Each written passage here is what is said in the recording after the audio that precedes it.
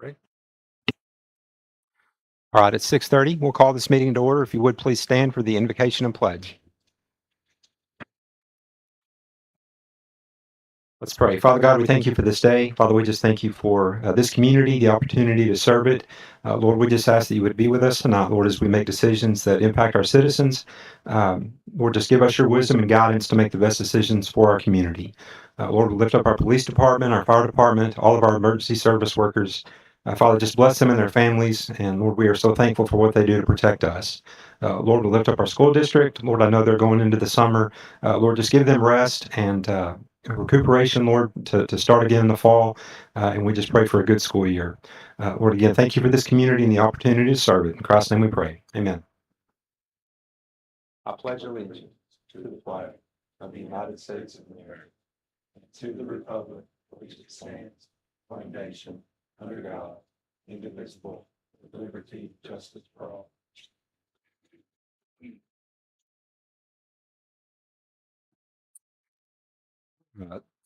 Roll call. Mayor Pro Tem Scott Rogers. Here. Councilmember Stacy McKinney. Here. Councilmember Caleb Allen. Here. Councilmember Craig Baker. Here. And Councilmember Martinez is out this evening. We'll move on to item number 3. Citizens wishing to address City Council. 3 minutes per speaker is allowed on any item related to the city, including items listed on the agenda. 5 minutes will be allowed during a public hearing. Citizens may speak at the beginning of a meeting or at the time the item comes before council in accordance with Texas Government Code Section 551.007. Comments will be allowed before considering each item on the agenda, provided that the city secretary has received a speaker request form before the start of the meeting. No action may be taken by the city council during public comments. Did we have any forms turned in this evening? Forms turned in? Oh, ma'am. Okay. Did you get that? He's sick.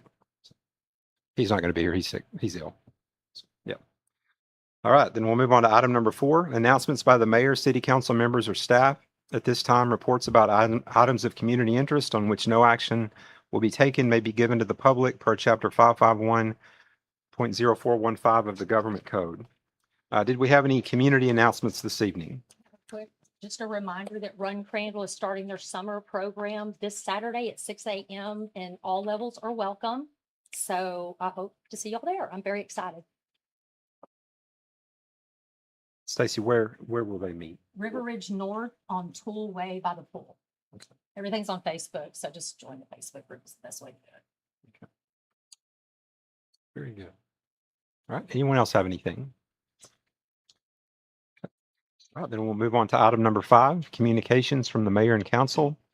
Receive council member requests for future agenda items, current and future items of community interest, and other items of interest regarding the city of Crandall. Now's the time if you'd like to have something added to the next agenda.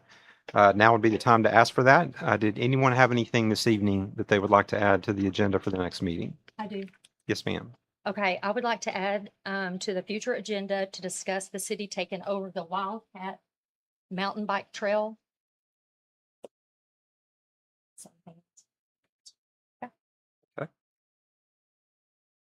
I'll second that. Okay. Very good. We'll add that. Anyone else have anything? Okay. I'd like an update on movie night that we talked about getting set up. And an update on the partnering with the chamber on the Cotton Fest to bring it back with the carnival and all that. And then also an update on the Mallory and Maine project.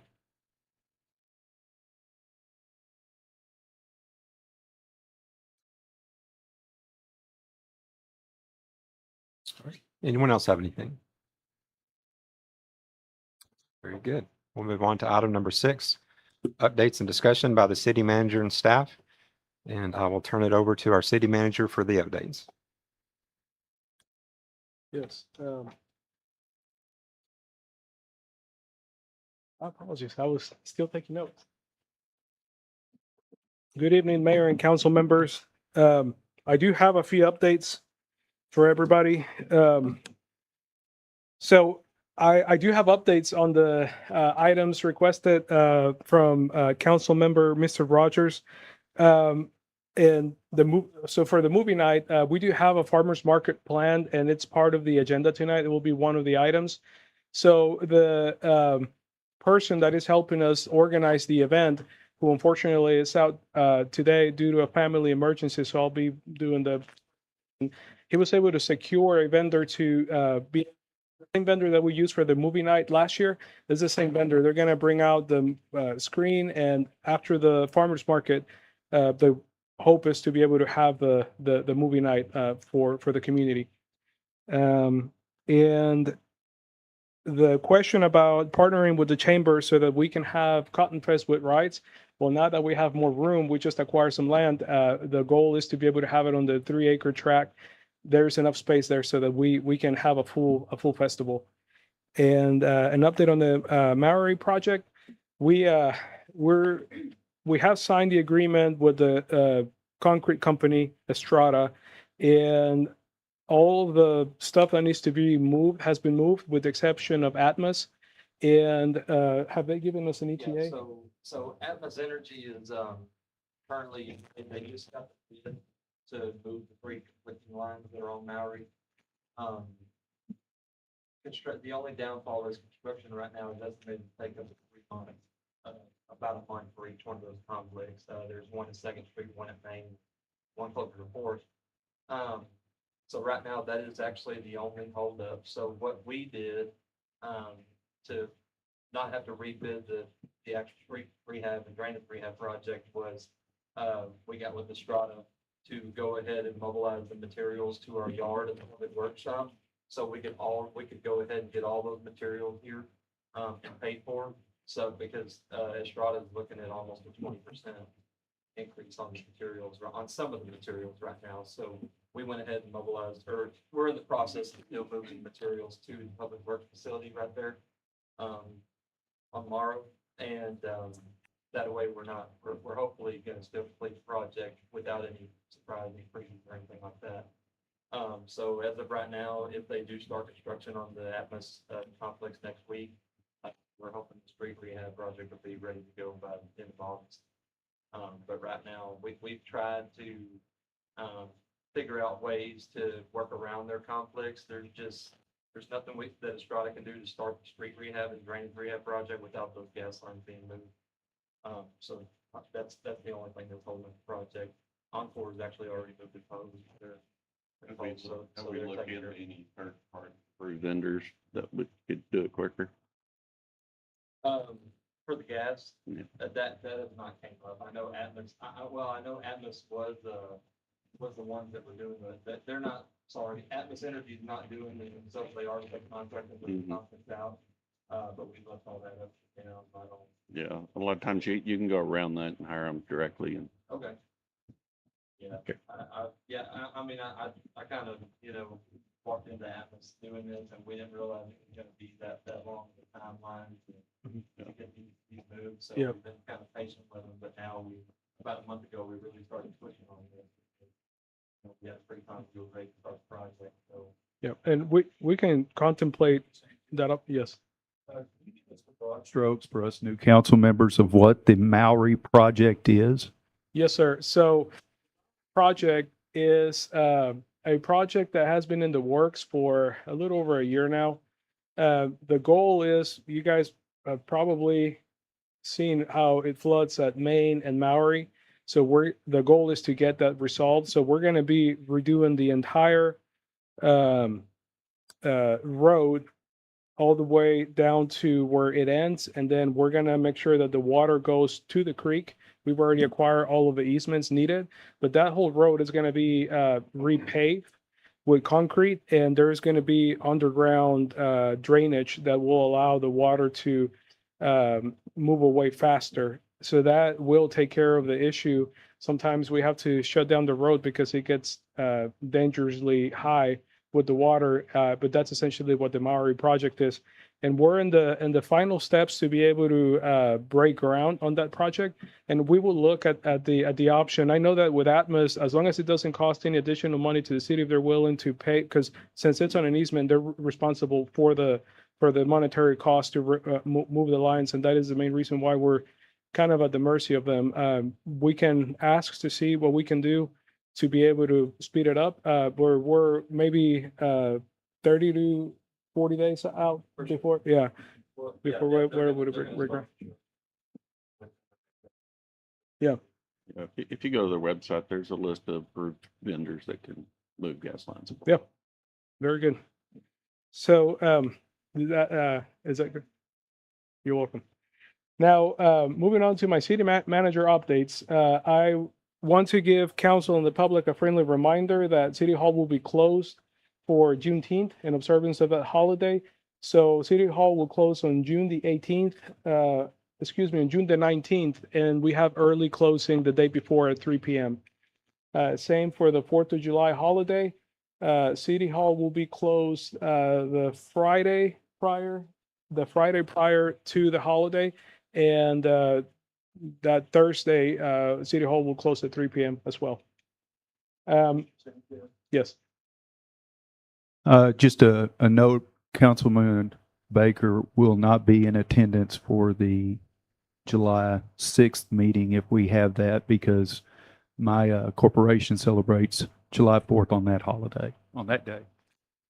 Thank you. So I don't think we're scheduled for a meeting, but just giving a heads up. Yep. I want to it's 7th from 9 a.m. to 3 p.m.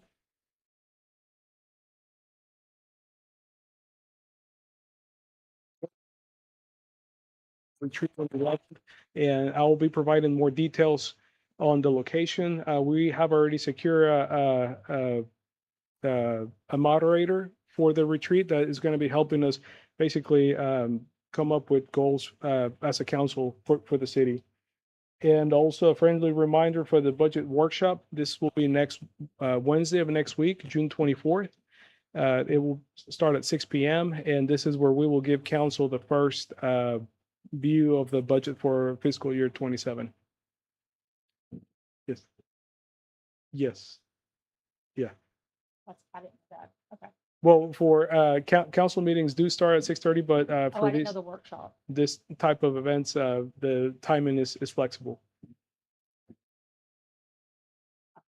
Yes, my goal is to send it out this weekend. Thank you. All the documentation that will be reviewed. All right, those are my updates. Do you have any questions for me? Very good.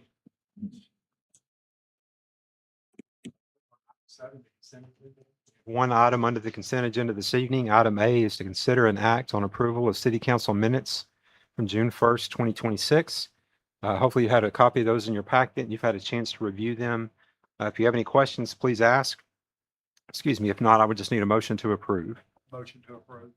I've got a motion from Craig and a second from Caleb. All those in favor? Okay, so we have one abstain. We'll move on to item number 8, updates by Crandall ISD regarding school district matters. We have Ms. Roberts here this evening. Good evening. Thank you for letting me be here. I'm here on behalf of Dr. Murray. I am the Director of Communications. My name is Amanda Roberts. A couple of things. Y'all know summer is slow, but we still have a lot happening at Martin Elementary. There's summer school. We have summer camps going. And the biggest thing ever, we are hiring. Okay, we are hiring every position. So tell all your friends. If you follow us on socials, you'll see we have a lot of leadership changes coming up. We are very excited about a lot of these. I myself am shifting into a different leadership role. So we just have a lot happening, but we're really excited for the 26-27 school year. Reminder, the district is closed on Fridays for the summer. We work 10-hour days, those of us that are still working, so that we can have that Friday off. And that last week of June into the first week of July, the district is also closed. August 1st is our back to school bash at Heartland Middle School. And this is where we give out free backpacks and want all the community to be involved. So if you hear free school supplies, we have people coming from all over, the PTOs, to make sure that we're giving our kids what they need. We had a huge event last year and we gave out 600 backpacks, I believe. August 3rd, all staff come back. So expect all the restaurants to be crowded because we go for lunch. Okay. And then August 13th is our first day of school. So expect that traffic that we all love on August 13th. Any questions from Crandall ISD? Oh, congratulations on being Thank you. named principal at Martin. Yes, thank you. Yes, ma'am. All right, we'll move on to item number 9, discuss and possible action on the Farmers Market Movie Night event. So I think David's going to walk us through that. Yes. Good evening again, Mayor and council members.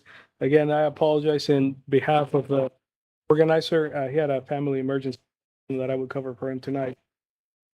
So per council request, went out and somebody that can help us organize this event, the first farmers market for the city / movie night. It's going to take place on with council's blessing. Of course, you guys have to approve this for it to take place on July 18th. Let me see if I can find the time. Okay, so from 5 to 9 p.m. So the movie will start at 6 p.m. The estimated attendance for the event, they're expecting 200 individuals that will attend the event. They're expecting to have somewhere between 40 to 60 vendors. Out of those 40 to 60, maybe 5 are going to be food vendors. Excuse me, 4 food trucks, and they're kind of to keep the meeting entertained. And the expectation is that they're going to have everything cleaned up by 10 p.m. As far as the vendors that will be attending, I did let them know the restrictions, and it is limited to family-oriented vendors. He's still working on securing people to sign up. This is the very first one, so some of these vendors already have other places. So we're looking for people that are willing to give Crandall a chance to get in the event. So to kind of give you an idea of the layout, this is the new park land. So we have Lewis over here. The stadium is somewhere over here. This is going to be the entrance. They're going to put some type of guard here so that when the cars come in, there's going to be kids running and playing so they don't try and run across. So they'll put some guard here. This is where the food trucks are going to go. We're going to have some picnic area. We're ordering some picnic tables to be able to have here. Restrooms will go over here. This is where the movie screen will go. And then the vendors that will sell products, they're going to be set up over here. So based on the request that was submitted, staff's recommendation is to approve this event. The only thing that the organizer is asking help from the city is to help cover the cost of the portable restrooms. Which we're estimating for that to be a total of $87.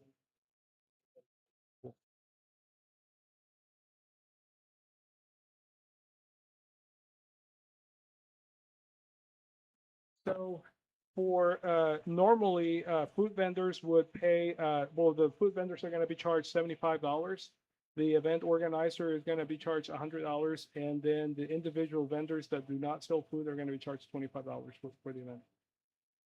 Yes. So since this is the first event that they're doing and they're taking a risk because the organizer is actually upfronting some of the cost for the staff that is going to need to be there to help with the event and the cleanup and all of that. I would like for council to consider the option to waiving just the fees for this first event, and then with expectation, hopefully, that it will be a success, and we can have a recurring, hopefully quarterly or maybe even monthly farmers market, and then those future, we will not waive it.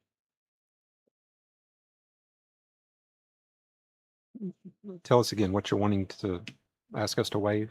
The vendor fees, Yeah. the $25 vendor fees. Yes. Just for the first event. So all the vendor fees, all the cards. And give $700 For the restrooms and inflatables.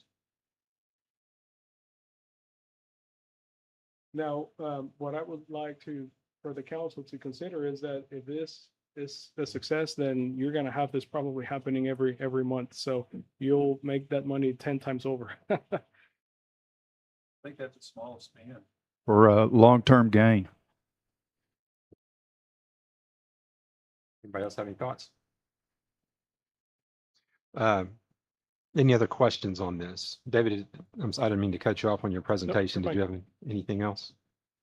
Okay. So we're being asked to cover the $700 for the porta potties and the inflatables, and then waive the fees, 20 to 40 vendors at 20 be what, $500? 20 times 25, any math geniuses? Can you go back? to I think that? it's $500. It's I $500. think it showed how many trucks and then how many, Yeah, so 4 food four trucks. food Yeah, trucks. and then which- potentially 40 to 60 vendors selling non-food items. I believe the citizens would wholly endorse us waiving the fees this first time. Yeah, now keep in mind that just the movie alone, Tamara, do you remember how much we paid at the movie event last year by any chance? I mean, just ballpark? You can remember? Anyways, I remember it was several $100s just to be able for the vendor to come out, plus the rights of the movie for it to be played, and he was able to secure that for the city. He's able to do it this time. I'm not sure that he'll be willing to do it in If for he's future. throwing in the movie and stuff like that, I don't have a problem doing it this first time. I just want to make sure that with the movie night is run like we ran it and, or Tamara and them ran it, and there's free popcorn and maybe snow cones or something like that. Okay. I agree with that on Councilman Rogers. We should have something available for folks that may not be able to afford food trucks, Yeah, Okay. we can do that. popcorn, snow Yeah. cones. We can do that. We've had businesses here donate their time and product, and I think we can do that again. I'll be reaching out for volunteers. And the chamber has Yeah. a popcorn machine. Okay. And a redheaded girl ready to serve it. Jiffy Pop. All right. Any other questions on this? Okay. David, or I guess Judy, how does that motion need to be if we're approving the event, but also want to make sure and approve the waiving of these fees for this time? You said it, that someone makes a motion to approve the movie night and farmers market as presented by the city manager, and that the city council agrees to waive the fees for one time. All right. Can I get a motion? Approve the event as David Sanchez outlined it, and for the council to waive the fees for this first event. I've got a motion from Craig and a second from Stacy. All those in favor? Very good. Thank you. All right, let's move on to item number 10. We've got a public hearing, a request for an amendment to the Plan Development Highway Business Development Standards for commercial property in Pod B regarding commercial signs for the proposed commercial development located on the north side of US Highway 175 between FM 741 and the east side of Spring Creek Parkway. The property is identified as Kaufman CAD ID 15851, 244742, 244745, and 241801, and is an approximate 104.796 acre tract of land situated in the David Wilkerson Tract 180 Abstract number 566, City of Crandall, Kaufman County, Texas. I will open that public hearing at 6:54. Did we have anyone that wanted to speak to that? Okay. Yes, ma'am. Come on up. You say my name. Yeah. Yes, if you would Okay. state your name and address, please. Wendy Vasquez, 3864 Golden Valley Lane, Crandall, Texas. Yes, ma'am. So we're just seeking an amendment to the existing PD as it exists to allow for the use of multi-tenant signs. It's similar to the amendment that we were requesting, and it was approved last month for the property south of 175. Okay. This, I'm not used to a public hearing, actually somebody coming up to speak. Can we interact? Can we interact? We have to close the. Okay, all right. Then I'm going to close the public hearing at 6:55. And I'll ask you or several others in here that can possibly speak to this. So this is the same thing we did on the south side Can you open the a month the ago. next item? Yes, I will Yeah, do that. that's everything. Bear with me, I'm sorry. I've only been doing this a little while. All right, item 11, discussion and possible action on ordinance number 06152026, approval of an amendment to the Plan Development Highway Business Development Standards for commercial property in Pod B regarding commercial signs for the proposed commercial development located on the north side of US Highway 175 between FM 741 and the east side of Spring Creek Parkway in the River Ridge development. The property is identified as Kaufman CAD ID 15851, 2444742, 2444745, and 241801, and is an approximate 104.796 acre tract of land situated in the David Wilkerson Survey, Track 180, abstract number 566, City of Crandall, Kaufman County, Texas.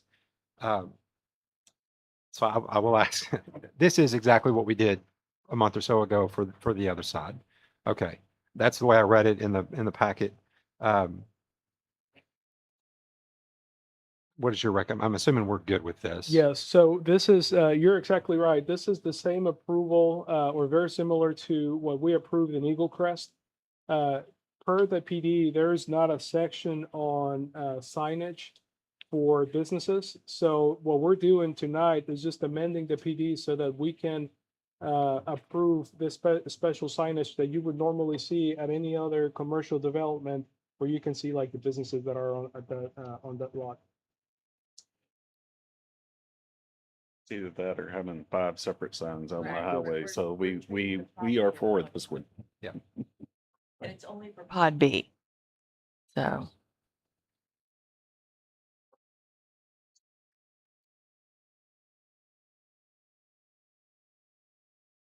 Don't know.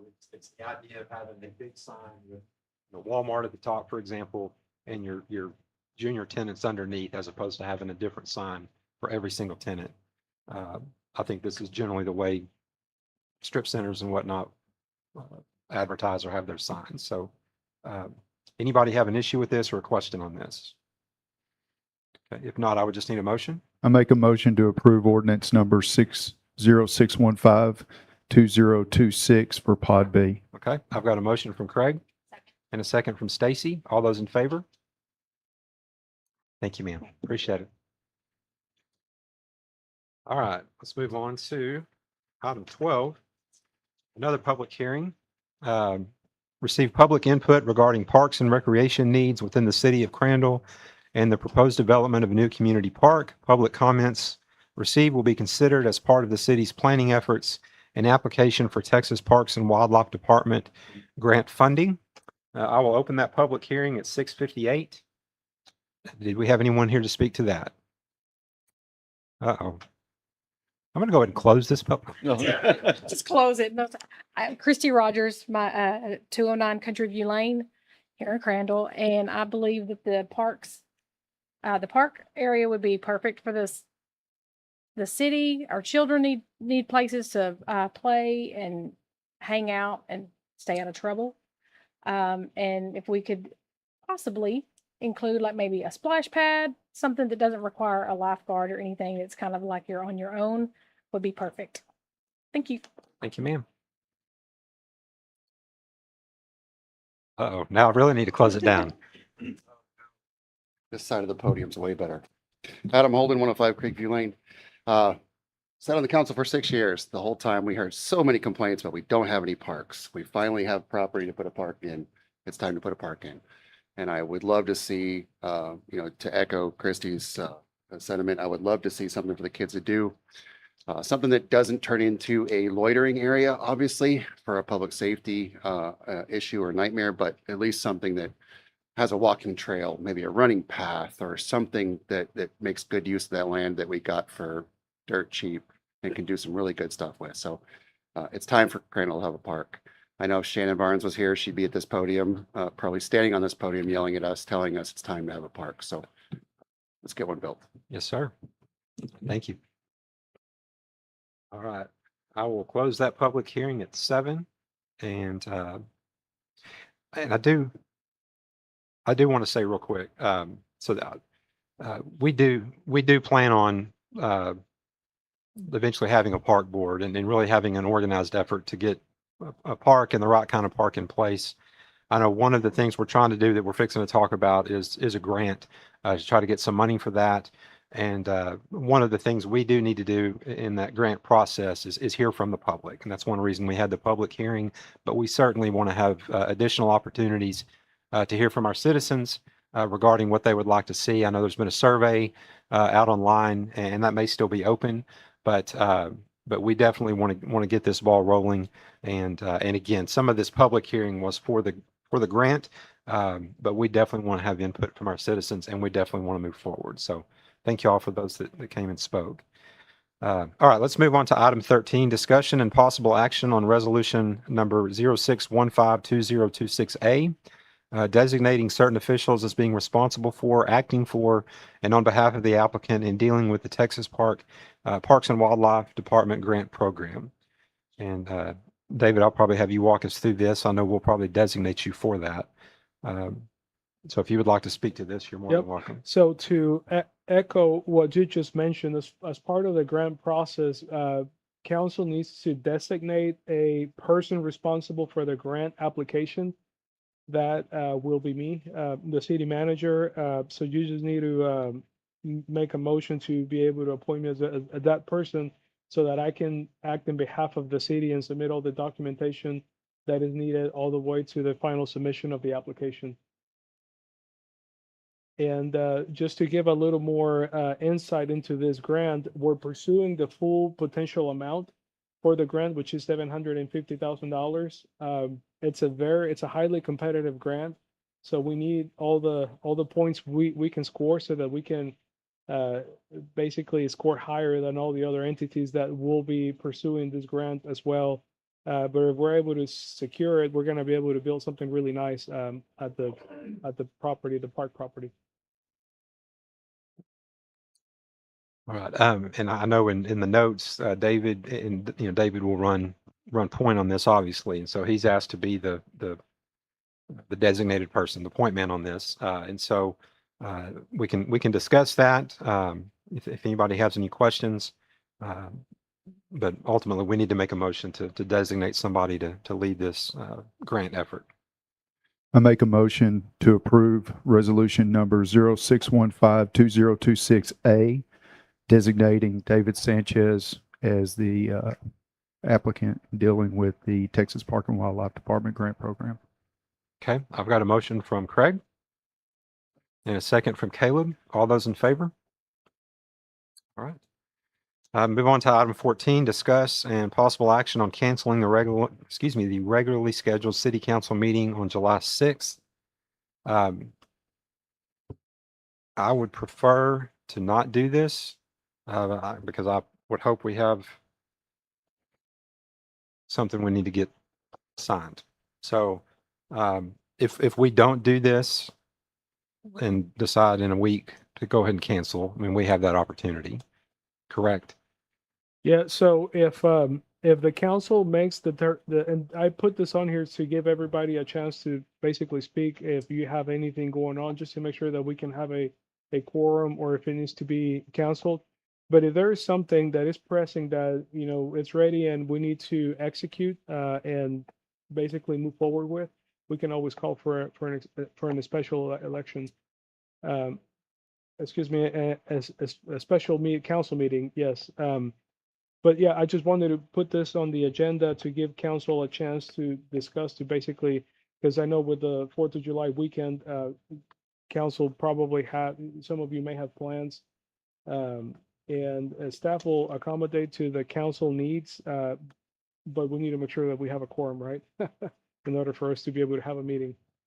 All right, Craig, I know you said you're out on the 6th. Yeah, I won't be here. Is anybody else unable to be here if we have the meeting on the 6th? Okay. Some hot dogs and hamburgers. Yeah. Okay. I hope to have some pretty important business to try to get squared away. So I would like to keep the meeting if we can. Anybody got issues with that? Okay. All right. All right, then let's move on to item 15, discussion. Nope. Okay. Doing anything, just discussing. Item 15, discussion and possible action on the appointment of John Garvin, Adam Holden, Tim Adkins, Christopher Cisneros, Shannon Barnes, and Kay Ayoko to the City of Crandall's Public Safety Committee. And David, I'll tell you what, before we vote or anything, why don't you talk about the committee just a little bit, because it is new and a lot of citizens may not know what it is. Yeah, so this was a council request from a few months ago for, council gave me direction to create or establish a public safety committee. So we went out and put out online application for citizens and even those out in the ETJ to sign up for this committee. We received a certain number of applications and they were reviewed. We followed up with everybody. Some of them were not within an area that is serviced by by our police department, so they were immediately disqualified. But in any case, we were able to find and select these individuals, and they're all willing to serve. If they're appointed today, we will host our or have our first official meeting probably within the next month, so that they can appoint a chairperson and have a leader. And I believe we have Caleb is the liaison for this committee. Yeah, the first goal will be to have meetings quarterly, and if we see the need that we need to meet monthly, we will do so. So I had an opportunity to visit with all of the individuals and kind of set expectations, right? Let them know that they work as an advisory committee to the council, just like the planning and zoning committee. And everybody is really excited to be part of this group. Well, I know, obviously Adam and Tim, pretty shady, but no, they're great servants of this community, and I know we'll do a good job on this committee with their background and also just they're dealing with our community. John Garvin obviously has done a really good job on P&Z. Shannon Barnes has been involved in a lot of things over the years. And I'm glad to see two names I don't know as well. I'm glad to see people wanting to be involved. So anybody have any questions on these applicants? Motion to approve all applicants. Okay, I've got a motion from Scott and a second from Craig. All those in favor? Thank you. Thank you, guys. Move on to item 16, discussion and possible action regarding the consideration of the use of eminent domain to condemn property for the purposes of a public right-of-way on Lone Star Road. Excuse me. David, give us some context on this. Into executive session. We can do that. Let's Please. pull that item into executive Yeah, session. thank you. I will do that. Do I need to? Okay. Okay. I've got a motion to pull it to executive from Scott and a second from Craig. All those in favor? All right. Very good. We will move on to item 17, presentation of the final plan of finance to issue certificates of obligation, series 2026. And I think, is this Jim? Yep. It's going to be Mr. Sabonis. It has some slides for us this evening. Good evening, Mayor, council members, citizens of Crandall. For the record, my name is Jim Sabonis. I'm a managing director at Hilltop Securities, and I lead a team of professionals that provide municipal advisory services for the city. It's that time of year again where we're talking about funding the city's annual capital improvement program. We've done this a number of years, and this is very similar to what we've done before, with the exception that your new finance director and our city manager have spent intensive time. It's been an ongoing process for years, and we've built around the models that we've done before, and the processes followed a consistent overall strategy, but we've had a lot more discussion and revisions because of the input of our new staff. And I'm highly confident that this plan is better for this.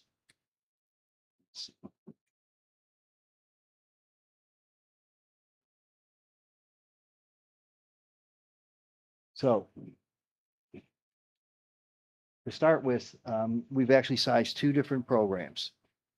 Our current our interest in sinking fund tax rate is 9.5 cents. And then we have one that talks about a 2-cent increase. The goal is that if we maintain our current INS tax rate through our projections, we fund about a $13 million project plan. If we go up by 2 cents, we can fund about 16.5. The cities continue to grow, but growth causes capital demands. And so this is what's taking place. The way we would actually fund it is by issuing certificates of obligation.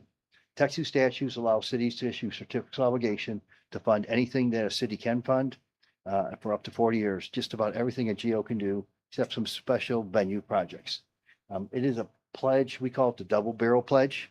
It pledges an interest in seeking fund and actually enterprise fund. In this case, it's a combination of ad valorem taxes and net revenues of the utility fund. Tax exempt, and the city's got a very high rating for our size. It's AA minus. And so the model that we have uses AA minus tax exempt interest rates as of May 15th, plus 25 basis points. We've run this model ongoingly, and the interest rates are slightly lower than what we ran at this time. We didn't update it because we're in a very unique situation of markets going up and down based on the status of our conflict in Iran. Ultimately, this plan would result in the city bidding out the certificates of obligation in the morning of August 17th, presenting the results to the staff that morning, make sure that they're appropriate, competitive, in line with market conditions. And then if they agree, presenting to you that evening for approval. If you approve the ordinance in the state of Texas, our Attorney General reviews and has to approve all debt issuance by cities and to make sure that they meet all statutory requirements, public notice, meeting requirements, things of that nature. So in scenario one, we fund about slightly over $13 million of bonds. We pay our cost of issuance and we have $13 million of project funds. Scenario two, we fund slightly over 17 million of certificates. We end up with 16.5 million. The key point is that right now, interest rates, if we'd sold them on May 15th, we would have been at about 4.20 at our interest rate. We added 25 basis points, and that's how came with the analysis we have. We'd probably be about 20 basis points, even less than that. It's just slightly over 4%. We sold them today.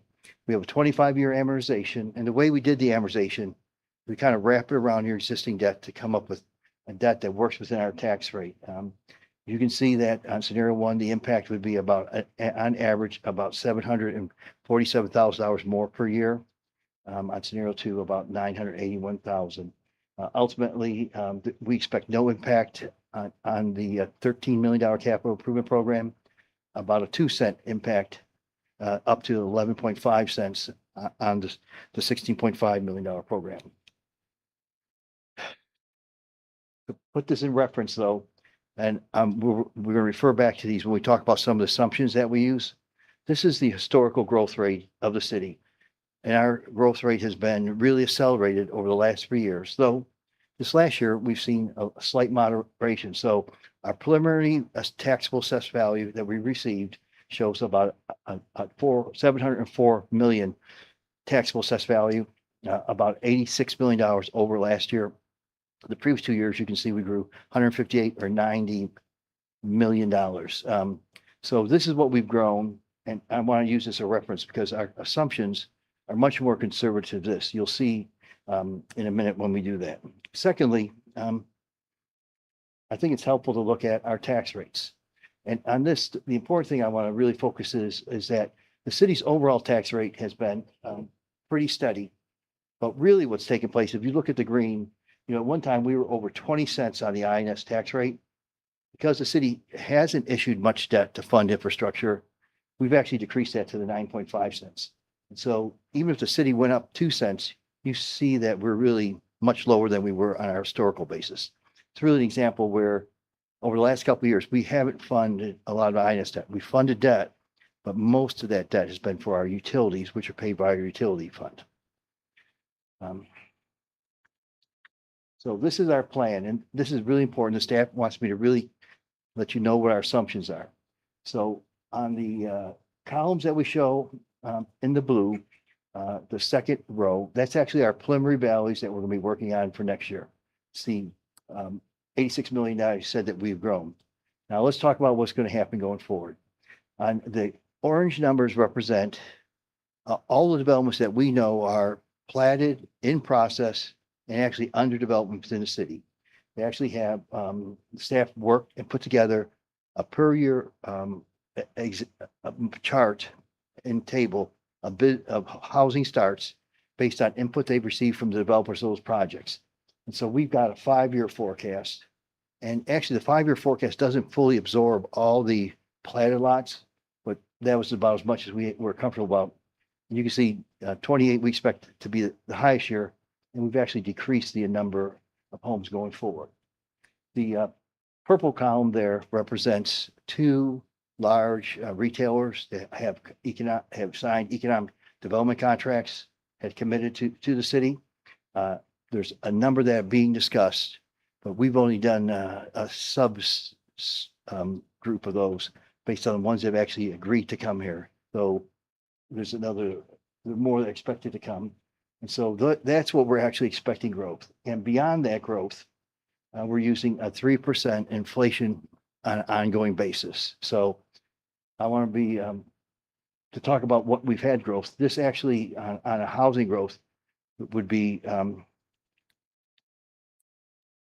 much lower than what we've seen historically. But then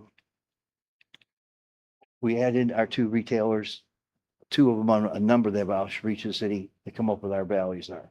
And so what this takes is the value that we're projecting times the 9.5 cents INS tax rate, and it comes up with a plan. So the second column from the left actually is linked to what we're projecting our ad valorem tax revenues would be.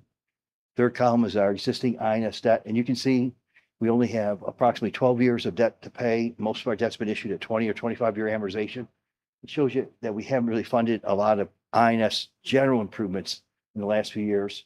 And here's our new debt service on columns, the 3 columns in the boxes that come up with our existing debt service. Now, the next thing is actually on the red there is one thing that the city's done to prepare for this is to actually build up its INS debt service fund balance. As of 2025 audit, we have over $1 million in the INS debt service fund balance. In fact, it's over twice what we have in INS debt that we're paying for. I will tell you that according to IRS requirements, we have more than 15% at the annual basis. We're actually subject to arbitrage rebate. And you'll see a lot of communities try to bring that down to 15% to kind of be in a reasonable, appropriate amount. We built it up on purpose, knowing that we were going to fund some debt, and we are actually going to use that. And what that does is gives us a tremendous flexibility. If we don't make our value growth, we can adjust how much cash we need. If we grow faster, we give less cash. But even after this, we still end up with over $300,000 in our fund balance. So in summary, no tax rate increase, and based on the 2033, when we actually have done the taxable assessed value, we'd actually have our INS tax rate decline just because of how our debt is structured. So we're highly confident that, one, we have conservative assumptions. We're using high market interest rates. We have cash balance that allows us to balance what we're paying and in case we have uneven growth. So we think this is a achievable market. On the 11.5 cent scenario, this is the exact same forecast for taxable assessed value.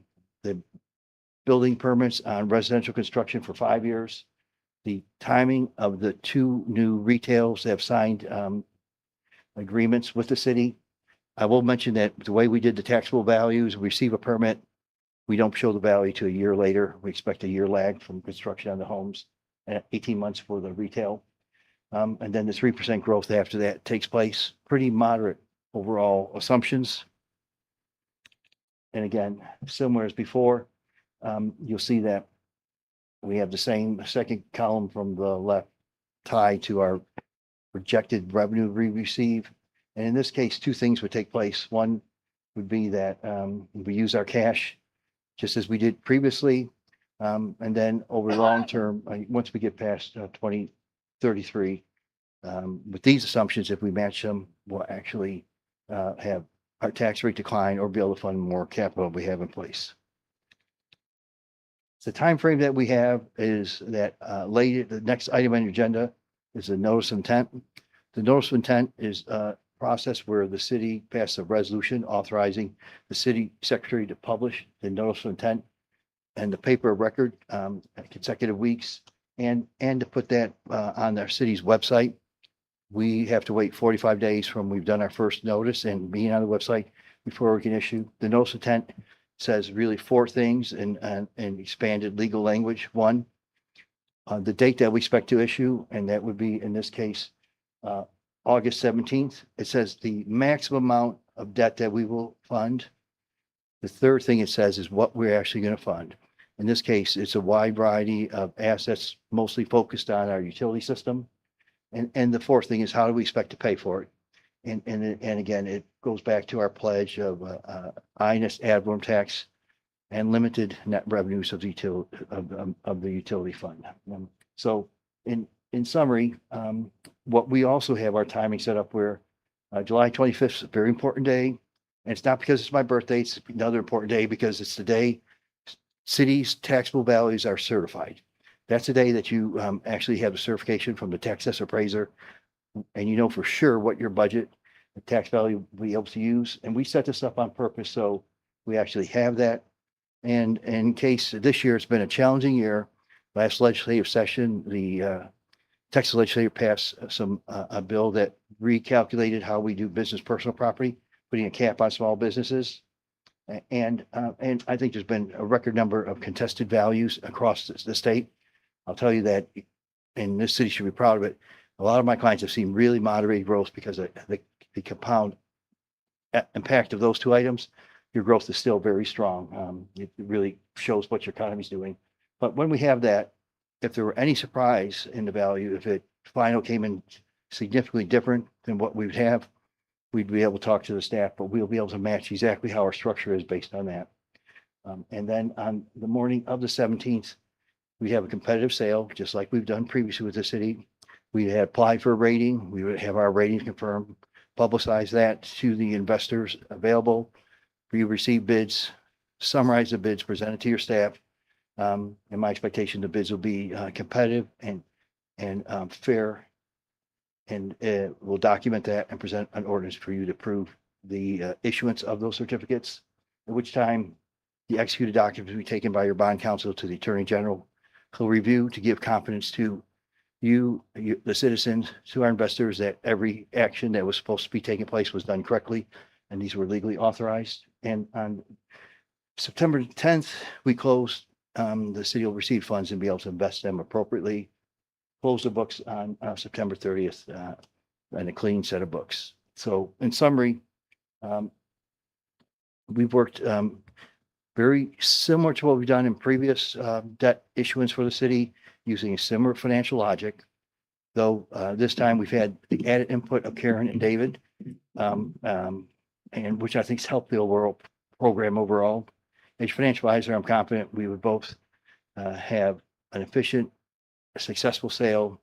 And I'm confident that we're very conservative in assumptions with some flexibility.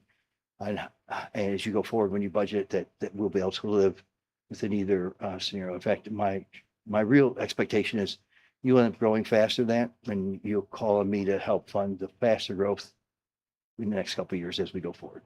That summarizes my presentation. I'll answer any questions, provide any information I can at this time. Jim, and this is a more general question, and I'm not even sure you're the one I need to be asking, but we've got a list of possible projects on here.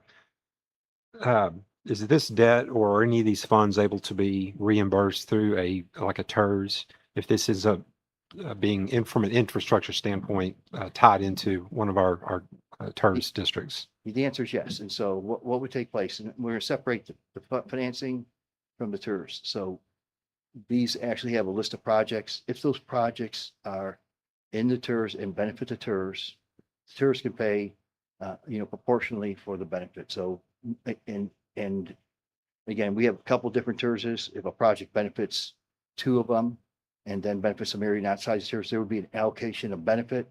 And that cost could be actually indicated into the TERS. Yes, ma'am.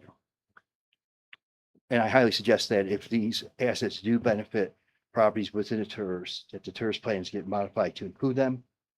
And it gives you the flexibility. It doesn't mean you have to take the money from that, but if needed or if desired, you can take the TERS money and allocate it to it.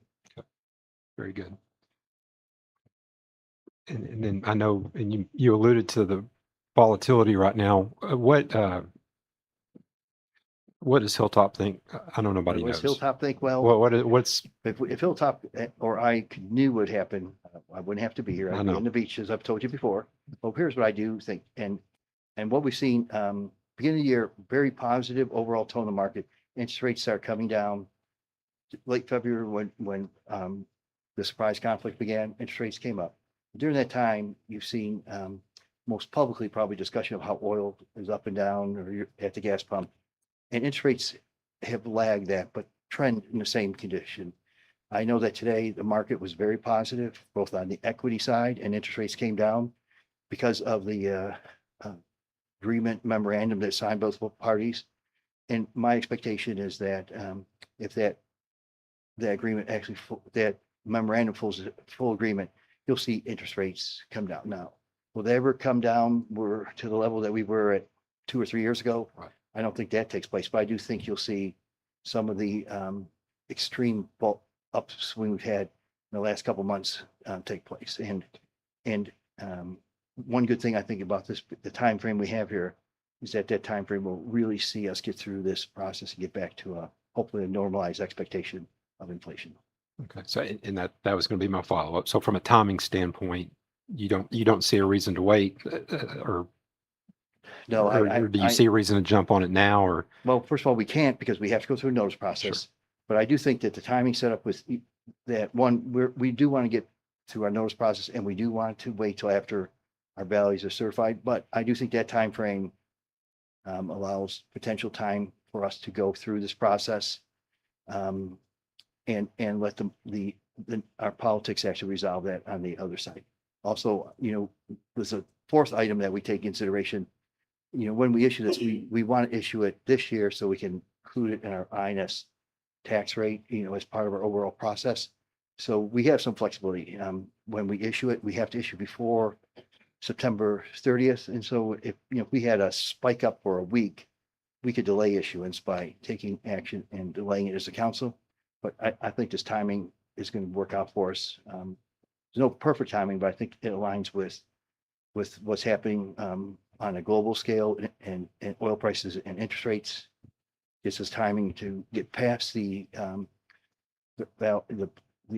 certification and before that. I will tell you that those couple weeks are some of the busiest weeks in our market for us, because most other communities follow the same logic I'm proposing to you, because it's sound and based on the processes and timing cities have to go forward with. Overall, the market is deep. We've had a number of competitive sales here in Texas, the strongest economy in the nation. Your city with its AA- and strong track record, we'd expect significant list of bidders and be very competitive bids. Previously, I've indicated when we received bids, we priced better than I thought we would on a national basis at AA-, because investors would very competitive to own high-rated Texas municipal debt. David, I know you got in our packet some potential projects. Are you of the opinion we need to move forward with this right now? Yes, so we, with the city has some aging infrastructure that needs to be either fixed or replaced completely.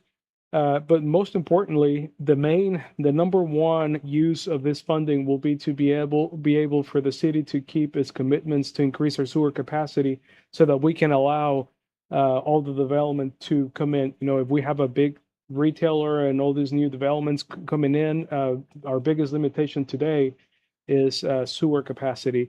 So this will allow us to be able to fund the North Lift Station project, as well as other projects that council deem a priority. I think this is going to be a great topic for our upcoming council retreat so that we can get the priorities from the city council and say, hey, after we take care of the sewer capacity, we're going to have this additional funding available. Maybe we should focus that on a drainage project, or improving the sewer infrastructure, making sure, that we fix some of the water infiltration into our sewer system to recover some of that lost capacity at the wastewater treatment plant. We could set some money for road improvements or building new roads as well. So this is staff recommendation is to move forward issuing this debt so that we can have the funding available to be able to work on projects and make improvements to cities' infrastructure. Question, do we need to move on to 18 before we ask questions, or move on to item 18 because we're still under presentation? Yes, we do. So All right, we'll do that then. Jim, don't go anywhere. Item 18, discussion and possible action on resolution number 06152026B, directing publication and posting of notice of intention to issue combination tax and revenue certificates of obligation in an amount not to exceed $17,180,000 for the acquisition, construction, improvement, renovation, expansion, and equipping of public infrastructure, utility systems, streets, roadways, transportation improvements, public safety facilities and equipment, municipal facilities and related land, rights of way easements, engineering, legal, financial, and other professional services. David, you mentioned the infrastructure and keeping our obligations. A lot of those are tied to the TERS, and that's where I was going initially. A lot of that demand is from these newer developments that are under a TERS that we've told our citizens is not going to cost anything. And I want to make sure we hold to that. And so I know we have our own needs and infrastructure improvements, but I just want to make sure if it's going towards the new stuff that we have issued PIDs and TERS on, that we do get reimbursed for that. Yes, and the plan to be able to do that, I'm working with our bond counsel to be able to develop a reimbursement plan. Kelly Hart, they're going to help me be able to put that together for the TERSs that are going to benefit from anything that we build, right? Now, since, yes, we're going to be able to build those reimbursement plans so that, as we spend money, we're able to get some of that money back and be able to pay for make our yearly payment for this debt. And Mayor, let me add to that. Right now, we run the model based on the ability to levy the INS tax. The reality, these are utility improvements, and ultimately, they can apply to the TERS if they're including a TERS plan.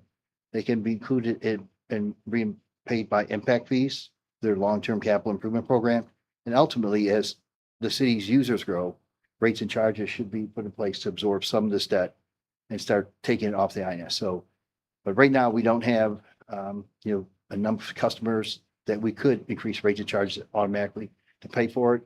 So the expectation that TERS will come forward, the impact fees will come forward, and you will have this, a stronger, larger utility system that will actually start absorbing some steps to take it off the INS levy requirement.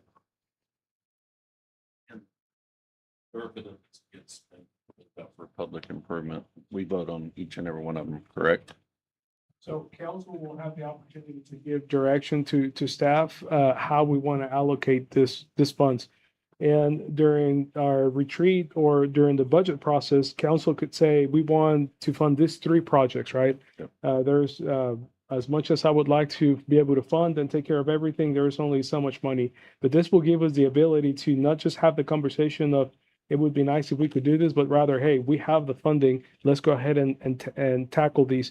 And, if we get 1 or 2 of the projects completed and then council's priorities switch, right, and say, hey, you know what, this other priority came up, like we can always change that as well. The wish list. Yeah. I'm glad it's at the very bottom, but if we done something like that without fixing roads and drainage, none of us are going to be up here. Oh yeah. Yes. Yeah, and those are not in any particular specific order of priority, but I have a I am good glad idea. that one's at the bottom. Yeah, though. yeah, I agree. All right. I know for you newer folks, it can be a little overwhelming. Looking at this, any questions for Mr. Sabonis? I always ask you this, Jim. I know you said you were conservative in your estimations. You know, we do have several large commercial opportunities that hopefully are coming down the pipe. Obviously, they're not, there's nothing there yet. And then we have had some of our builders slow down, if not pause, on some of what they're doing because of the market. And so I want to make sure that those have all been accounted for in your calculations. I'm assuming they have. You always do a good job at that. But the market is volatile. So what we see yesterday or back in 25 doesn't mean it's what we're going to see, tomorrow. And so I'll just ask you, you're confident this is a. I am confident one for that would present. I Sure. believe you can implement. We've done a number of plans. We've been right, and if we're wrong, we have some flexibility to adjust this plan. My expectation is, and the most important things, I think we have a number of creative flexibility aspects of this, that if you implement the plan, whether we fund the 9.5% or the 11.5%, we will not go above that, as I serve your financial advisor. Okay. Yes. And the growth projections that we use to calculate our ability to be able to pay this bonds back, it is extremely conservative. We're assuming very little growth, and we're still able to cover all of our expenses. Like Jim mentioned, we're going to be doing a lot better. I expect the city to do a lot better than what was presented because we use very conservative numbers. And David, you don't feel like if we were to move the 2 cents from M&O over to INS, that's not going to negatively impact our M&O side, what we need to be able to do. So moving 2 pennies from M&O to INS, that translates to $148,000. So $148,000 is the difference between being able to take on 13 million in debt versus 16.5 million in debt. So we can accomplish a lot more with those 2 pennies if we were able to take the additional debt than what we could accomplish by getting an additional $148,000 on the next budget year. I know y'all know this, but just so everybody knows, we're not talking about raising taxes. We're talking about reallocating the taxes we already receive. Yeah, that is the beauty of this plan, is that tax rate on the citizens' tax statement, they're not going to see the difference, right? They're going to still pay the same 75 cents on ad valorem taxes. Yeah, there is no increase at all on this. Okay. I know I've been asking most of the questions. Anybody have any questions or want to jump in and discuss this a little bit? I'll make a motion to approve resolution number 06152026B. Okay. A second. I've got a motion to approve from Scott and a second from Craig. All those in favor? All right. Thank you, Jim. Appreciate it. Thank you, Mayor. And I want to thank your senior staff, city manager, finance director, the head of our economic development. This was one that, of all the plans we worked on, they had more involvement, more input, and I'm glad they did. Thank you. Okay. Thank you. Thank you. All right. We'll move on to item number 19, executive session. Council will hold executive session pursuant to the provisions of Chapter 551 of the Texas Local Government Code in accordance with the authority contained therein. Executive session, Texas Government Code, Section 551.087, deliberation regarding economic development tax increment reinvestment zone 6 and Project Grand Slam. If I could just get a motion to adjourn into executive. I've got a motion from Craig and a second from Scott. All those in favor? That is at 7:40.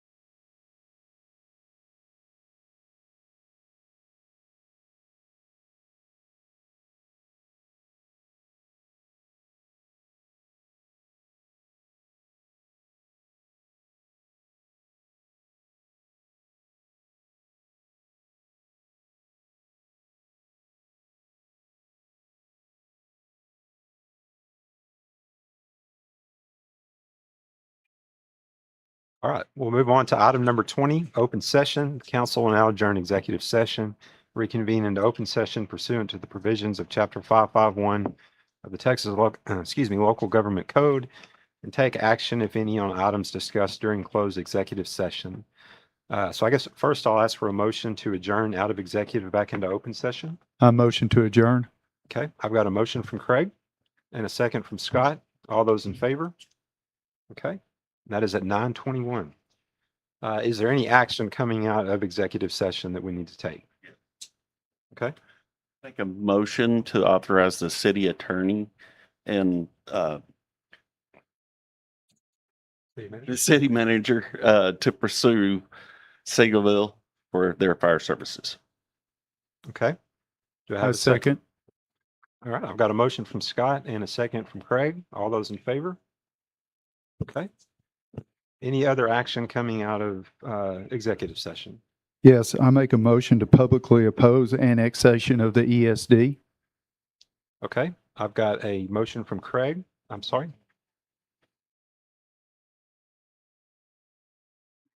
Propose the annexation by the Emergency Services District Number 7 of the territory of the city limits of inside the city limits of Crandall. Okay. Or you can just say, as she just said. As she just said. I've got a motion from Craig and a second from Caleb. All those in favor? Okay, and I don't have a vote, but I would support that as well. Any other items? Okay, then we'll move on to item 21. If I can get a motion to adjourn. Motion. That was Scott and a second to Craig. All those in favor? We're done. Thank you. I realize